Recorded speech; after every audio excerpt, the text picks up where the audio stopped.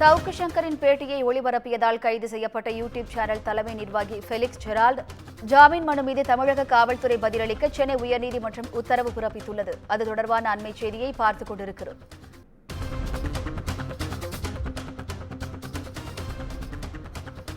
சவுக்கு சங்கரின் பேட்டியை ஒளிபரப்பியதாக கைது செய்யப்பட்ட யூடியூப் சேனல் தலைமை நிர்வாகி ஃபெலிக்ஸ் ஜெரால்ட் ஜாமீன் மனுவுக்கு தமிழக காவல்துறை பதிலளிக்க உயர்நீதிமன்றம் உத்தரவிட்டுள்ளது.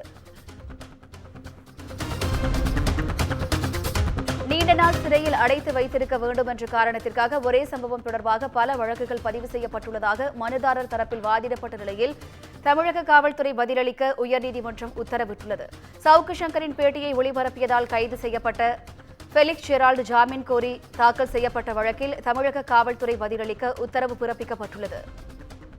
பெண் காவலர்களை அவதூறாக பேசிய சவுக்கு சங்கரின் பேட்டியை ஒளிபரப்பியதாக ஃபெலிக்ஸ் ஜெரால்ட் கைது செய்யப்பட்ட நிலையில் அவரது ஜாமீன் மனு குறித்து தமிழக காவல்துறை பதிலளிக்க உத்தரவு பிறப்பிக்கப்பட்டுள்ளது.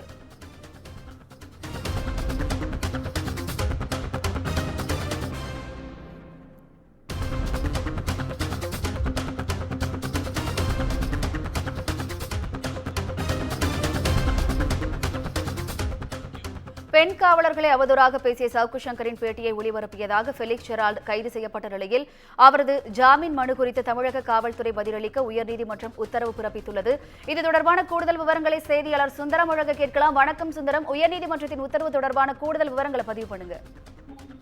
வணக்கம் இந்தியா. அதாவது காவல்துறை அதிகாரிகளையும் பெண் காவலர்களையும் ஆபாசமாகவும் அவதூறாகவும் பேசியதாக சவுக்கு சங்கர் மீது பதியப்பட்ட வழக்கில் சவுக்கு சங்கர் கைது செய்யப்பட்ட குளத்துறை அடைக்கப்பட்டுள்ளார். இந்த வழக்கில் சவுக்கு சங்கரின் நேர்காணலை ஒளிபரப்பிய யூடியூப் சேனல் தலைமை நிர்வாகி ஃபெலிக்ஸ் ஜெரால்ட் கைது செய்யப்பட்டுள்ளார்.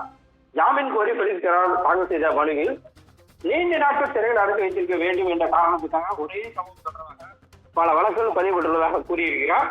மேலும் சாட்சிகளையும் ஆதாரங்களையும் கலக்க மாட்டேன் என்பதால் ஜாமீன் வழங்க வேண்டும் எனவும் தெரிவித்திருந்தார். இந்த மனுவை விசாரித்த நீதிபதி தமிழ்செல்வி இந்த வழக்கு தொடர்பாக காவல்துறை பதிலளிக்க உத்தரவிட்டு வழக்கு விசாரணையை ஜூன் 24ஆம் தேதிக்கு தள்ளி வைத்துள்ளார்.